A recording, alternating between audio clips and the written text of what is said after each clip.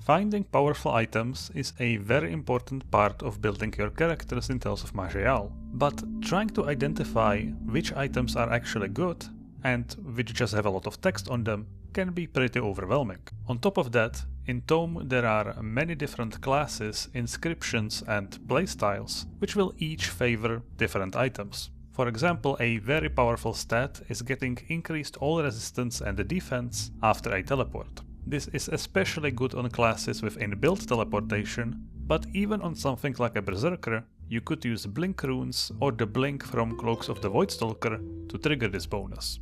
But that is not what I will be talking about here. The point of this video is to give you a general understanding of which stats you are looking for at the different points of the game and why, which will be something that you can then apply on any character, and that should help you consistently progress further into the game, build more game knowledge, and ultimately allow you to tailor your items to your preferred playstyle. Before we get started, there are two things we need to go over. First, the items will look a little different because I use an add-on called Cleaner Item Descriptions. This simply changes the way the text is structured, and to me it makes it a lot easier on the eyes. The downside is the add-on rarely removes some information, like for example the fact that spell power on crit stacks 3 times. Second, I will have the advanced weapon statistics option turned on in the settings. This changes the weapon damage numbers to a percentage instead of a damage range, which I think makes it much easier to judge at a glance. So in Tier 1 dungeons, there is only one really important stat of the highest priority, and that is increased maximum HP or negative maximum HP. These two are pretty much the same stat. If an item has that, you don't need to look at anything else, you just put it on. The reason for this is that all of the classes in the game have enough base damage to be able to clear Tier 1 dungeons. So all you need from your items is to keep you alive from any surprise high damage spikes. Then there are two medium priority stats. These are stats that will be really beneficial if you can get them on like 1 or 2 items. The first one is power. Physical, spell or mind power, depending on your class. This scales pretty much everything about your character. It makes your attacks deal more damage and your defensive talents stronger. Your power is also usually checked against your target's saves when applying debuffs, so it's just a stat that is always useful. The second stat is only for weapon classes, and it's accuracy, which is compared against your target's defense on each attack. Some classes have inbuilt accuracy bonuses, but still, I really like the off dexterity modifier on gloves. It's a very common drop, and it should usually be all you need. Power and accuracy will stay important stats for the rest of the game. The one exception to these priorities are melee weapons or ammo. Here you might run into the one downside of advanced weapon statistics. When you find a weapon with on-hit damage, you don't have a way to evaluate it, because how much is 24 compared to 123%? Well, in the early game, it can be a lot. You can always go change the settings to see the numbers, but that very quickly gets tedious to do, so my solution to this is to save that mind space and mostly ignore on-hit damage. The majority of characters don't really care about it, and your talents will scale based on your weapon's base damage, so you simply want that power percentage as high as possible. For that purpose, there is nothing better than the off massacre modifier or getting lucky with a higher tier weapon. Moving on to Tier 2 dungeons, this is one of the biggest difficulty spikes in the game, but the item philosophy doesn't change much. You just want your items to keep you alive. The motto is, if you don't have enough damage or penetration, you can always run away and try later, but if you don't have enough survivability, you are going back to Trollmire. There are two stats that I consider the highest priority from this point on. Stun immunity, which is the same as stun resistance, is important because it actually makes you immune to 3 statuses: stun, daze and freeze. And all 3 of these make you unable to play the game. Getting to a 100% stun immunity may take a while, depending on your luck, but one way you can help it is to convert any quartz gems you find into stun immunity rings in Ungolven. By the time you get to Orcus, you really want it at 100% or you will learn a very painful lesson about Lightning Archmage and Daisies. Physical resistance is important because it's the most common and most dangerous damage type. As enemies get stronger, you can't rely on just health increases. You will need percentage damage reduction to keep you alive, and I see 40% resistance as a minimum to feel comfortable from a damage type at this point. Like the stun immunity, this is very difficult to reach, but you should be ready to aggressively chase it. For example, on ropes, I really like the off the mountain modifier. I would even wear it over a random unique like this, even if I was an Archmage dealing lightning damage. Physical damage also often comes in the form of weapon attacks, and there are two defensive mechanics in Tome tied to those: armor to lower the damage of weapon attacks, and defense to avoid those attacks.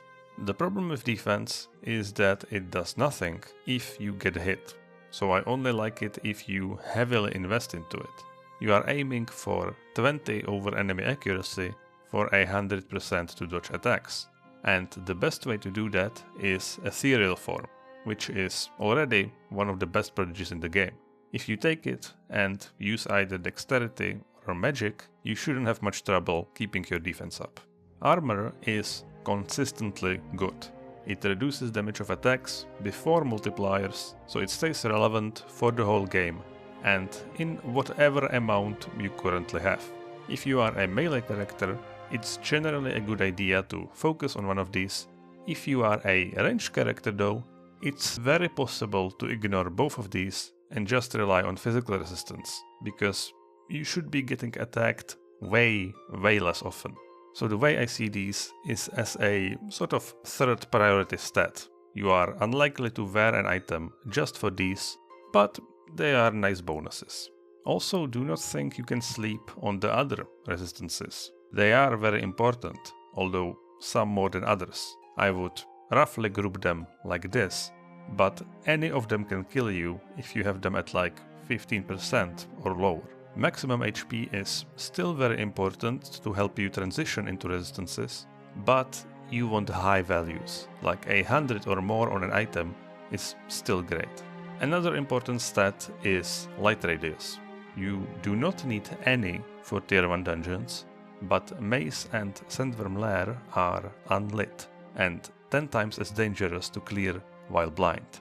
Ideally, you want 10, 8-ish is playable. Lower than that, it's going to be a struggle. Last stat I want to mention is damage increases and penetration, because it's very possible you will start running into enemies with a very high resistance to your damage type. For these, you either save a high pen item in your inventory and try to very slowly grind them down, or if it turns out you can't do that without the danger of dying, you simply run away. Leaving a zone to reset aggro and then skipping that enemy is a very important tool for this part of the game. So increased damage and pen are good, you will feel their impact, but they are not necessary to progress. You are still on the defensive. But as you reach tier 3 dungeons, this dynamic starts to slowly shift. The thing is, you can't really ever get that tanky in Tome. You will never be able to just stand still for 10 turns next to a really difficult enemy. So one of the best ways to increase your survivability is to kill enemies really quickly. And now that you have your prodigy and a lot of points in your talents, you are finally ready to do that. So all the previous defensive stats stay very important, but now damage penetration becomes crucial, because more and more enemies will have resistances. You aim for the maximum, 70%, but it's again more of a long-term project. Damage increases also become really good. It won't do much without any penetration, but it's a key ingredient for this part of the game. Pick it up whenever you can. Let's talk about all the other status immunities. Confusion is one that is often recommended, and I used to consider it mandatory, but not so much anymore. It's still the second best immunity to get, and if you get a 50% confusion immunity ring, You should chase that 100% aggressively, but if you are unlucky and get it in small increments, you can get by without the immunity, as confusion doesn't kill you nearly as reliably as not having stun immunity. Silence immunity for casters, I am confident, is a luxury. If you run a Mind Wild Infusion, which is already good for things like confusion, you are never in danger of silence ruining your day, since infusions are not spells, and with experience you will be able to tell which enemies can silence you. Disarm immunity is similar but for weapon classes, although I feel like you get disarmed way more often than silenced. Thankfully, it's also easier to get disarm immunity because of gloves, which have 3 modifiers that can give up to 50%. So you can possibly get all of your disarm immunity on a single piece of gear. All the rest of the immunities are good, but generally not worth chasing, with small exceptions like teleport immunity for Warp Ride. And lastly, I want to again stress resistances. Any of them below 30% at this point are not just small problems you should be careful about, but real run and dig threats. Alright, so at this point you have gone east and came back, and this is where we have to talk about the crafting device. You will only have access to it if you own the Forbidden Colts DLC and you help the Assassin Lord. This is a massive power increase for the late game, as it consistently allows you to get extremely good items. You will want to save any tier 5 orange items you find for the crafting device, no matter their stats. Each orange item has 3 modifiers to craft, and there are 2 types of modifiers, lesser and greater. An item can have 3 lesser or 3 greater, or a combination of these types of modifiers, and greater ones are usually more powerful. You can see all the modifiers on the Tome Wiki for item egos. You can then reroll any of the modifiers for gold, which will let you pick a replacement out of 5 of the same type. Each time you reroll the same type of modifiers, it costs more and more gold, so trying to get a perfect item will make you poor really quickly. And that's it. It's a pretty simple crafting system. So once you come back from the east and kill the guardians, I like to do a sort of first pass on my items. The goal is to fix up any major weaknesses for your character, usually resistances, immunities, or damage penetration. For example, physical resistance at 40% here no longer makes me feel comfortable, and I will try to push it as close to 70% as possible. You don't want to spend too much gold on the lower tier items though, since the Orc Prides will give you tons of new tier 5 items to craft. Then you go and clear the easiest Orc Pride for you, which will depend on your character, and assess your situation. If you are one of the classes that are godlike in the late game, you can just clear all the Orc Prides and only craft before high peak. If you are struggling, you come back to craft as many times as it's needed. You are looking for all the same stats as before, with 2 new ones: physical, spell, or mind critical chance, aiming to get as close to 100% as possible, and then critical multiplier, which makes your crits better. Pretty much all the classes in the game benefit from crit, so the vast majority of characters should focus on it in the late game. At this point, you are gearing up for the final boss, and this is the only mandatory fight in the game where you can't run away, so damage becomes the main focus. I highly recommend you look through the list of modifiers yourself, but here's a quick rundown. Jewelry is the exception to the rule, because the best modifiers here are often lesser, because these give you immunities, and this is the best place to get them. If you don't need immunities, then there are some awesome offensive greater modifiers, but my personal favorite is protective on amulets, which increases your resistance cap. On helmets or caps, keep an eye out for defenders for that sweet all resistance, and this is also a decent place to get confusion immunity. Wizard hats, on the other hand, are more focused on offensive power. Cloaks I view mostly as a really good source of critical multiplier. On gloves you have the disarm immunity, but the one modifier you should remember is war making, which is the perfect crit modifier you'll be happy to see on any character. Belts are a decent source of resist and crit chance, but also one of my favorite uniques is a belt, the Girdle of Preservation, giving you so many beautiful resistances. Boots mostly exist for the undeterred triple immunity mod. I didn't talk much about the tools, because I think they are mostly preference and they depend on your inscriptions. I love psionic shields by far the most, because they simply keep you alive for 5 turns. Lanterns unsurprisingly give you a lot of light radius, but surprisingly this is also a decent source for all kinds of other stats, and it's the best way to get track if you don't have it. For body armors, robes have some of the most powerful resistance and caster modifiers in the game.